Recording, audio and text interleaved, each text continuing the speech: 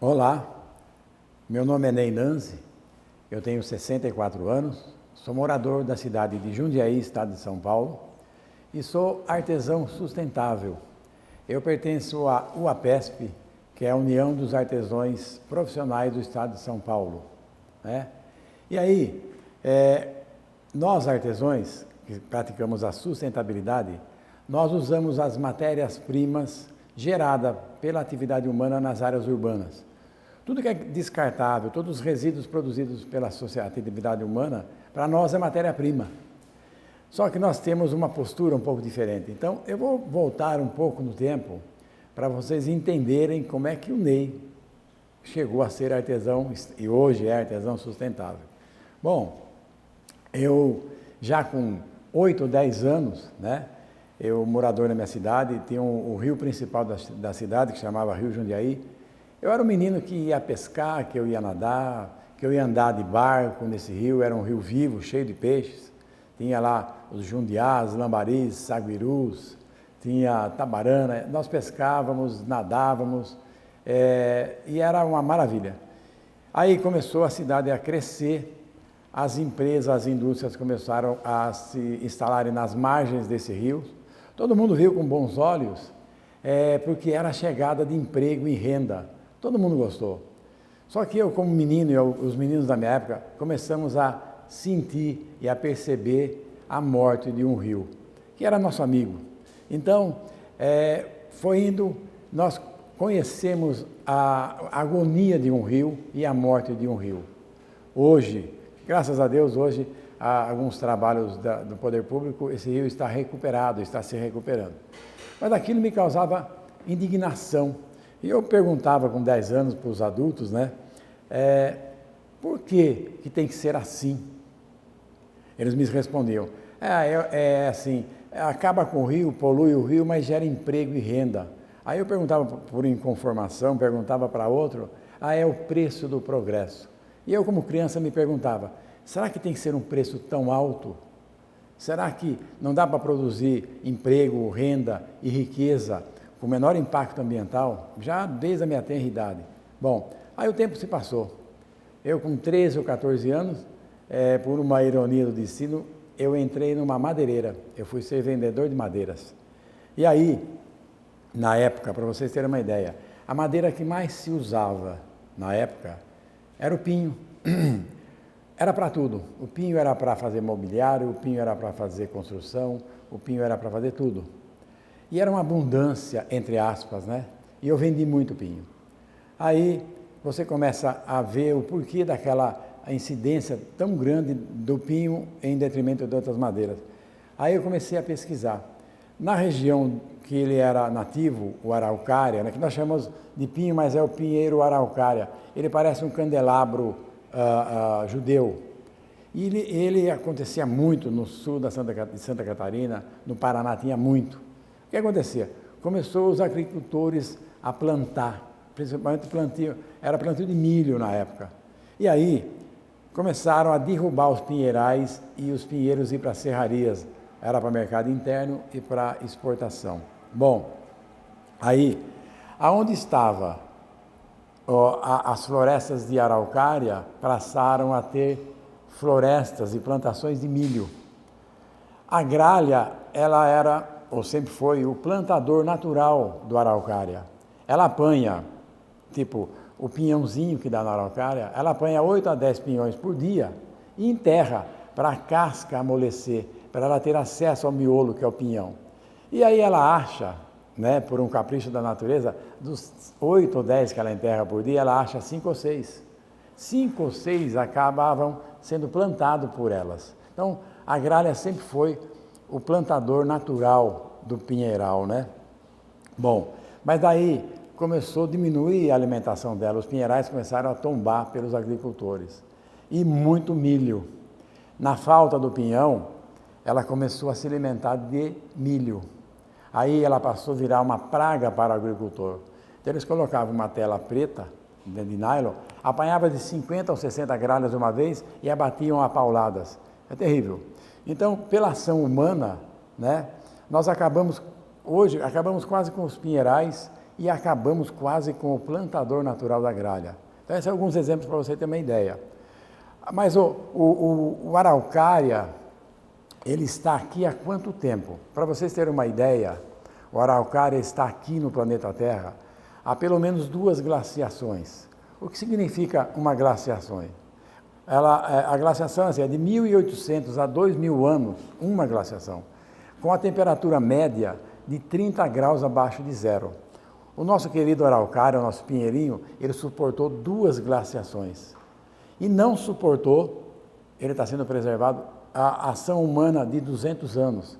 Veja o que nós fizemos com o pinheiral. Entendeu? Então aquilo começou já a me incomodar um pouco, né? Aí eu fui trabalhando nesse ramo, como vendedor de madeira. Aí com 30 anos eu mudei de empresa. A empresa que eu trabalhava, ela achou mais conveniente, mais econômico, montar um escritório em Rondônia. E eu fui convidado, como eu entendi um pouco da venda em metro cúbico, fui convidado a trabalhar. Eu fiquei quase um ano alternando 3 meses em Rondônia e 1 mês aqui. Fiquei quase um ano. Aí, pessoal, aí eu vi de perto a degradação, a falta de consciência, a destruição do meio ambiente. Porque eu estava lá em loco, eu ficava na outra ponta como vendedor de madeira, eu nunca vi a outra ponta, nessa cadeia destrutiva que eu pertencia. Aí eu fui para lá, aí eu vi de perto 2 tratores de esteira com correntes de 4 a 6 polegadas, uma presa no outro, eles andando, eles iam derrubando tudo. A mata primária, que é o que interessava, a secundária, que não interessava, macaco, onça, coati.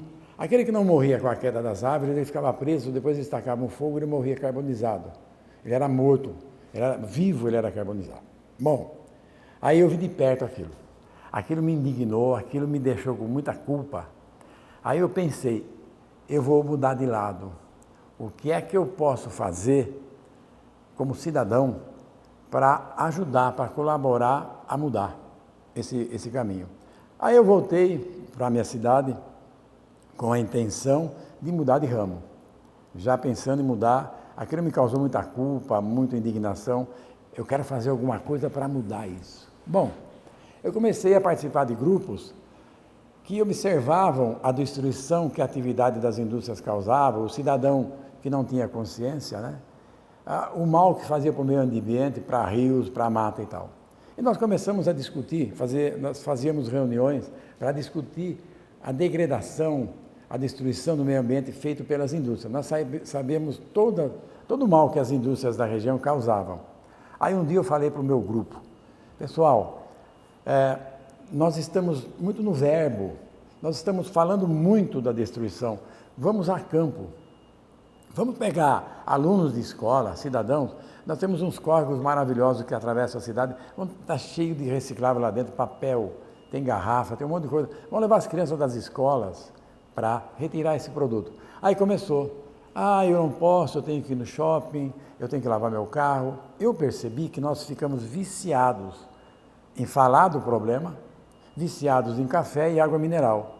E eu falei, chega, eu vou para a minha militância, eu tenho que fazer alguma coisa como cidadão. Foi quando eu comecei sozinho a percorrer, eu tinha que fazer alguma coisa como cidadão para colaborar, para tentar mudar esse caminho da destruição, né?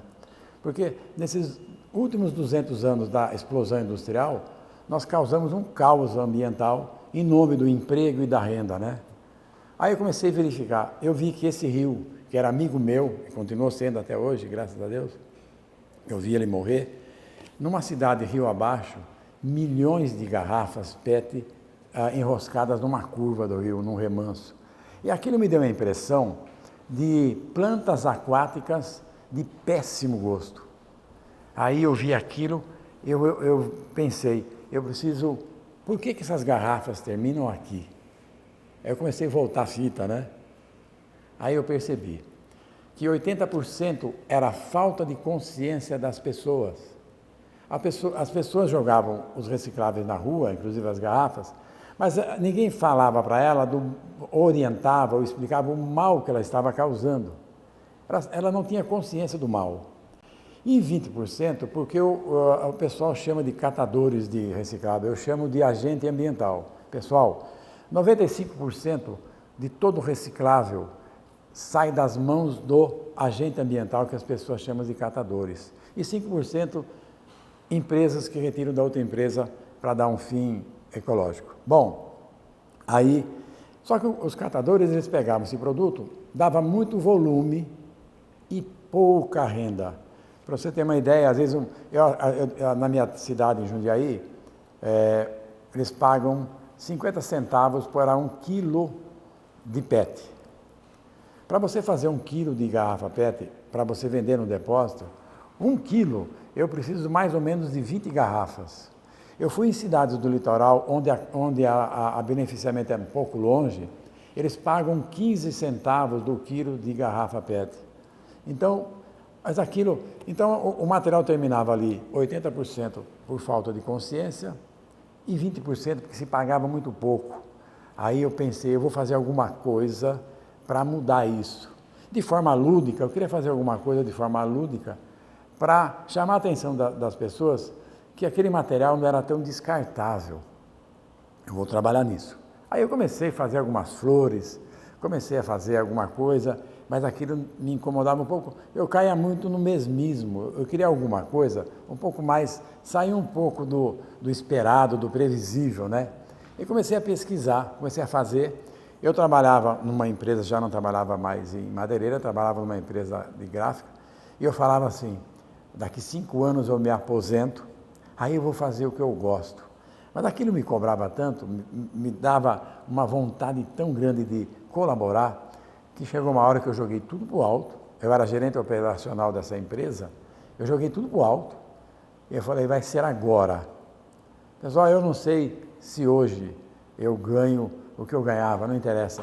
Só que eu falo para as pessoas, qualidade de vida, é claro que envolve muita coisa, mas assim, o que é muito importante, façam o que vocês gostam. O meu pai era de outra escola e ele falava, se você não faz o que gosta, mas rende um bom dinheiro, você acha um emprego bom, aprenda a gostar. Eu já sou de outra escola, eu não consigo gostar do que eu não gosto. Então, eu joguei tudo para o alto, falei, vou ser artesão sustentável. Eu quero, através de uma forma lúdica, através do meu trabalho, eu quero trabalhar com cultura, trabalhar com arte, que eu sempre adorei, trabalho artesanal, e também, através da minha arte, através do meu trabalho, chamar a atenção das pessoas sobre a reciclagem, sobre a coleta seletiva, e aquela coisa, o material reciclável é matéria-prima barata, está aí nas ruas. Nós aproveitamos tudo. Nós temos um lema, o artesão sustentável. Na natureza, já existe uma técnica, uma receita que funcionou há milhões de anos. Na natureza, tudo dá para tudo. O planeta existe, a vida existe no planeta até hoje porque não se perde nada. Então, por que não copiar uma coisa que deu certo? Então, nós, artesãos sustentáveis, tudo que é jogado nas ruas, tudo que é descartado ou desprezado para nós é matéria-prima, é ouro puro. Então, por que eu me especializei ou eu segui com o caminho do PET? Justamente por isso. Ele dá muito volume e o pessoal arrecada muito dinheiro. Então, ele deixa de pegar a garrafa PET para pegar ou sucata, pegar papelão ou alumínio, em detrimento do PET, porque ele dá muito volume. Se o menino que cata aí, o agente ambiental, ele ficar o dia inteiro pegando garrafa PET, chega no fim do dia, se ele for vender, ele não compra uma quentinha, infelizmente. Então ele vai para outro material. Então a briga minha é essa, chamar a atenção das pessoas que o PET não é tão descartável, você pode fazer muita coisa. E foi.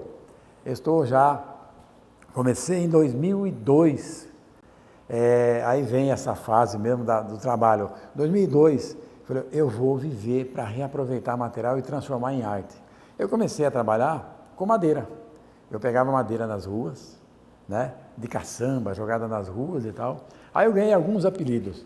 Eu era rato de caçamba, eu era romântico, eu era bobão. Você não vai salvar o mundo, amigo, para com isso. E eu ali, tá? Os anos se passaram, aí eu comecei a disputar aquele material com pessoas que pessoas até bem de vida, paravam caminhonete, cabine dupla e tal. Eu comecei quase a sair no tapa para disputar aquele produto. Então, deixou de ser modismo, acabou. Hoje é necessário, hoje é vital que se reaproveite, que se recicle. Os 3 R's. Hoje nas empresas nós usamos 5 R's, né? Então, eu reaproveito, a gente reutiliza.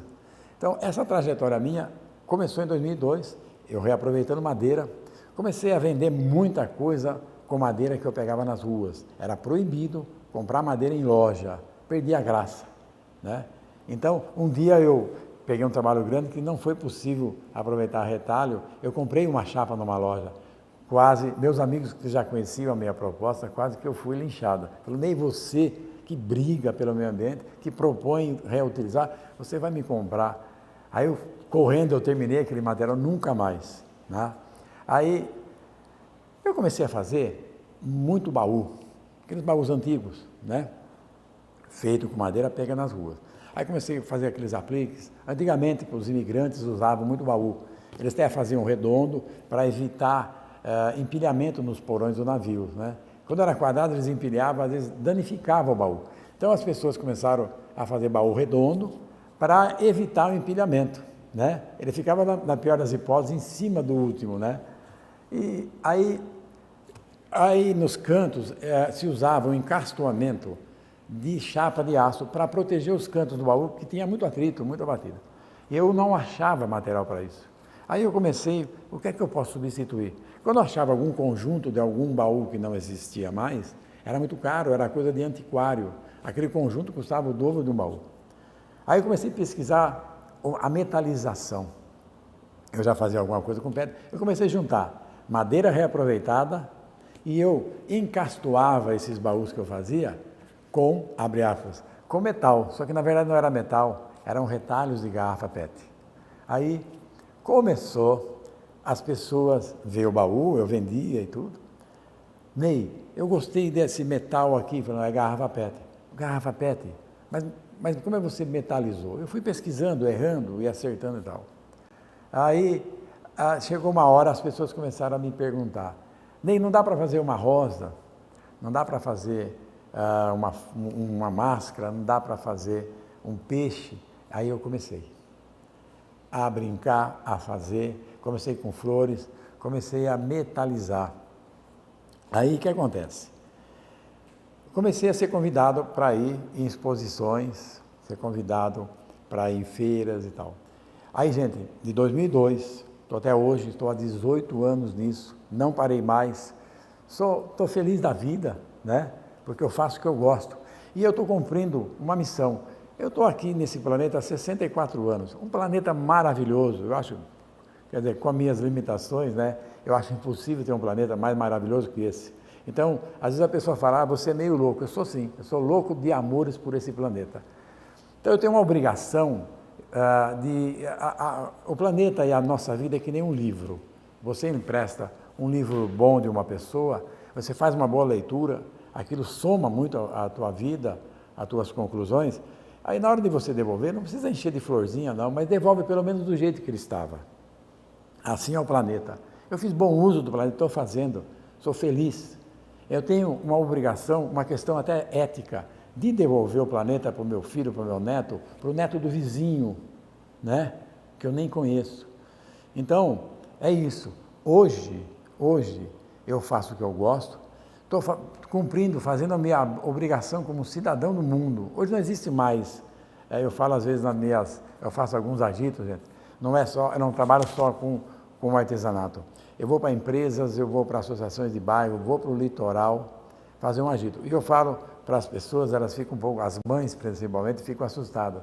Não tem mais o filhinho, a filhinha da rua, do bairro, da vovó e do vovô. Hoje são cidadãos do mundo. Se o teu filho ou tua filha achar com 15 anos ou 20 que ele deve ir para a Indonésia, ele vai e pronto, né? Então, atitudes positivas, ela tem um reflexo positivo no planeta inteiro. Quando você faz alguma coisa positiva aqui, uma criança que você nem vai conhecer, que mora na Indonésia, na Filipina, na Malásia, vai ter uma ação positiva com ela, mesmo você nunca a vendo, entendeu?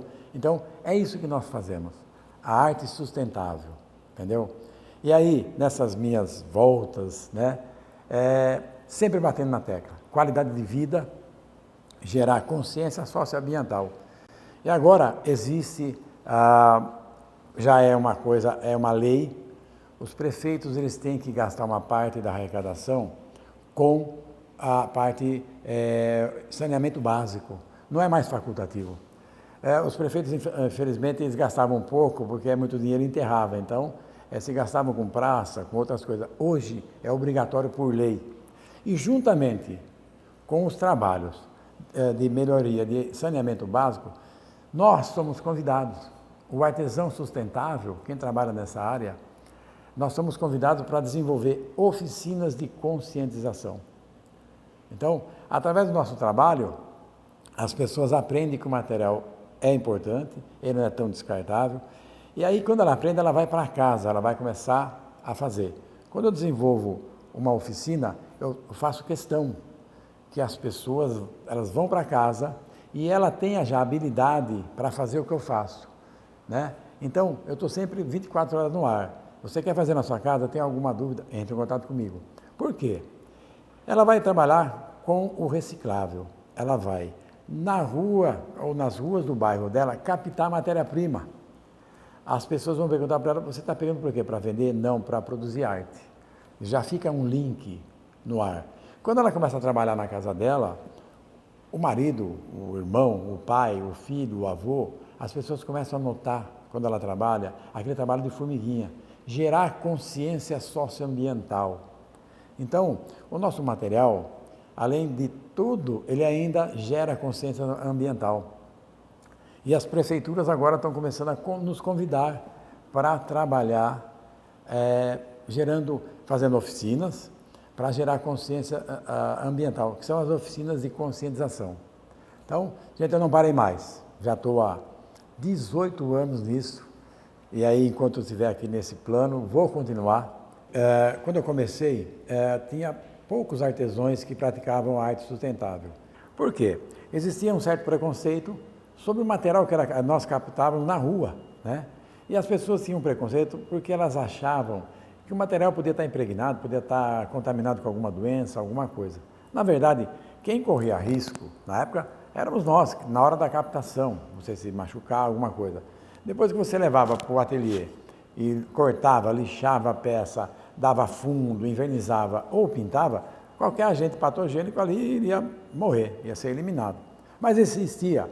Eu cheguei, no momento, às vezes a pessoa já pronta para a compra, eu fazia questão, sempre fiz questão, olha, esse baú é feita com madeiras tirada nas ruas. A pessoa ficar assim e desistir da ideia de compra. Às vezes eu tinha amigo perto de mim e falava, Ney, não fale que é madeira reaproveitada, que você pega nas ruas. Senão a pessoa, eu falei, amigo, se eu não falar, a ideia perde a graça, né? A graça está justamente aí, né? A pessoa vai levar para casa uma coisa que foi reaproveitada. Bom, passaram aí alguns anos, hoje mudou. Quando as pessoas veem as peças numa exposição, numa feira, quando ela vê que tem alguma coisa diferente, que tem alguma coisa que não está encaixando, ela vem conversar comigo. Eu faço isso propositalmente. Eu exponho as minhas peças, feitas com garrafa PET, metalizada, e coloco à frente peças feitas com garrafa PET. Mas a pessoa, naturalmente, ela se interessa pelas imagens e não pelo papel que está na frente. Aí ela começa a ver e fica meio desconcertada, e aí ela afasta um pouco, ela lê lá. Aí ela fica um pouco indignada. Aí ela vem me procurar, né? Seu Ney, onde é que está a garrafa PET aqui? Em tudo está a garrafa PET. Aí essa indignação dela, aí o que acontece? É uma pegadinha bem intencionada. O que eu faço? Eu atraio a pessoa, eu deixo ela curiosa, ela começa a me perguntar. E tudo que ela me pergunta, eu tenho o maior prazer de passar. Aí ela começa a me perguntar como é que eu faço, que ferramenta e tal. Essa é a pegadinha, mas é uma pegadinha bem intencionada, para gerar curiosidade mesmo, tá? Então, aí começou a surgir amigos. Eu comecei a trabalhar com PET, surgiu um amigo que trabalhava com vidro, derretendo vidro, transformando em joia, transformando em bijuteria, o outro trabalhando com cápsulas de café, outro trabalhando com reaproveitamento de madeira, outro com Tetra Pak.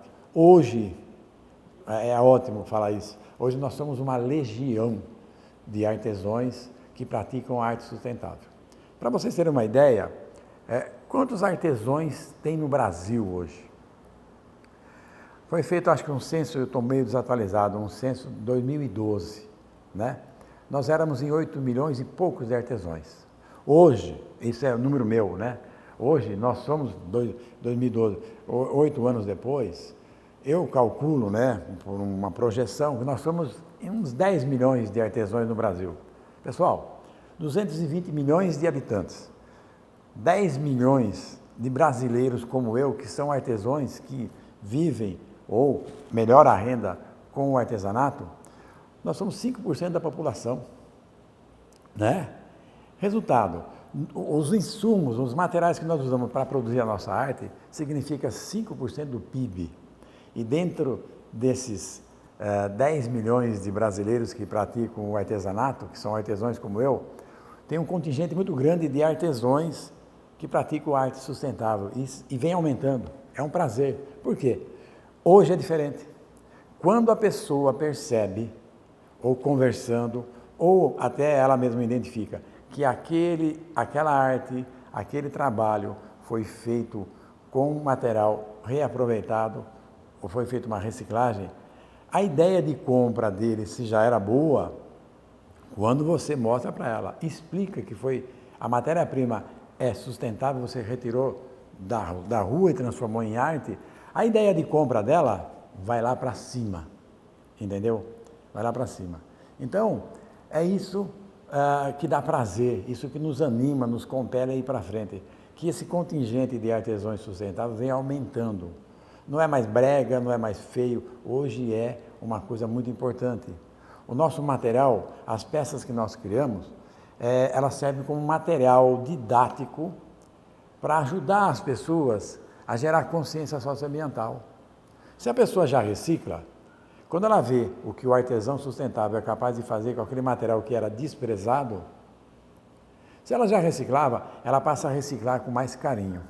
Se ela ainda está será que vale a pena, né? Ela começa a ver com mais carinho, ela começa a reciclar, ela vai para a casa dela, fala, puxa vida, eu vi um monte de material que eu não dava nada, que eu achava que não servia para mais nada.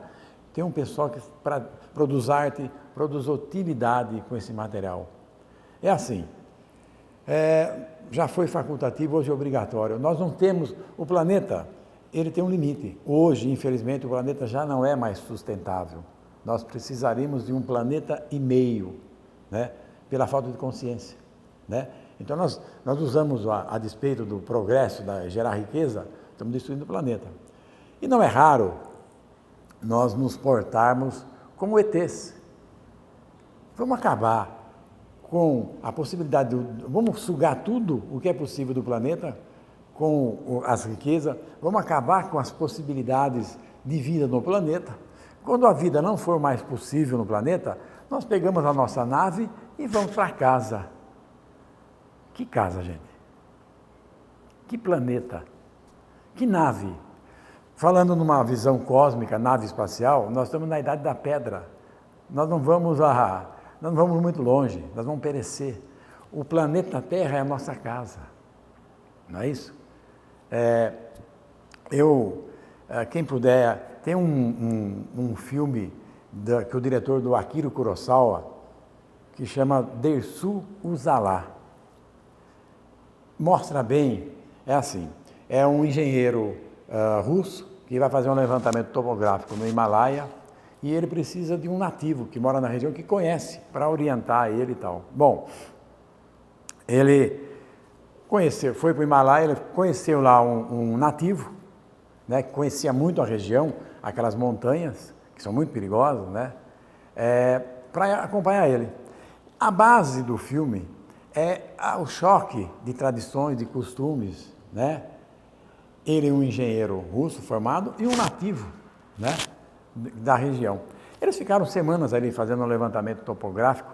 Chegou uma hora, começou uma chuva muito forte.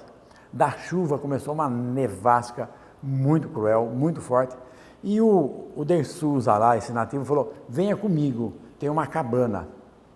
Aí eles correram para essa cabana.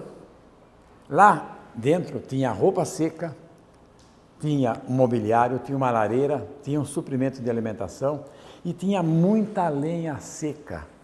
Eles ficaram lá fora, ficou em média 30 graus abaixo de zero.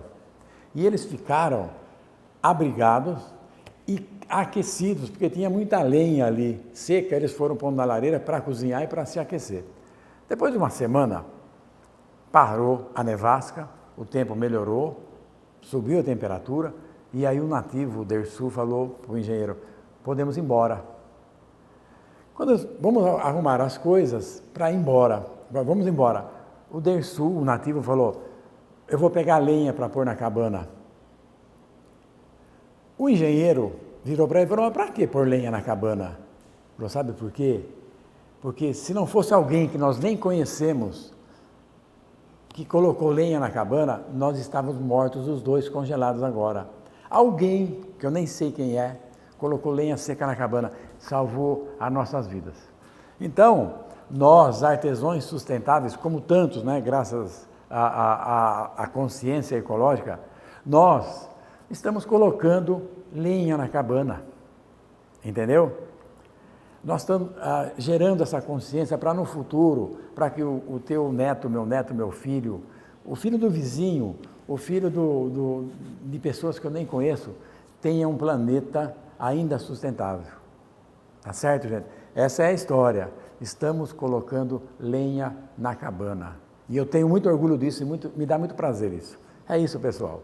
Então, uma coisa importante.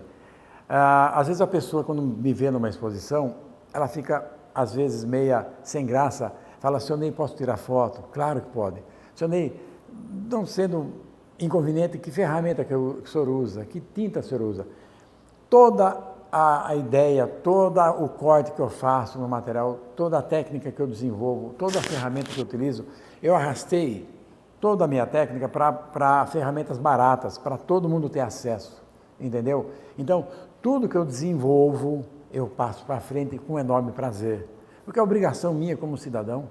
Amanhã, lá, eu vou para outros projetos lá para cima, e aí? Tudo que eu desenvolver vai comigo? Acabou a graça, perdeu a graça, eu tenho que deixar alguma coisa. Então, se alguém quer aprender, se alguém quer fazer o que eu faço, eu tenho o maior prazer de estar ensinando, falando o material que eu uso. É isso, pessoal. Essa é a arte sustentável. Você ajuda no meio ambiente, você ajuda a recolher. É claro que o material que nós recolhemos, de forma quantitativa, não vai resolver o problema. Mas é o exemplo que nós demos nas feiras, nas exposições, nos workshops, nas empresas que eu vou, entendeu? É esse exemplo, criar arte com reciclável, que acaba gerando essa consciência socioambiental. É isso, gente. Ok? Estou à disposição de vocês.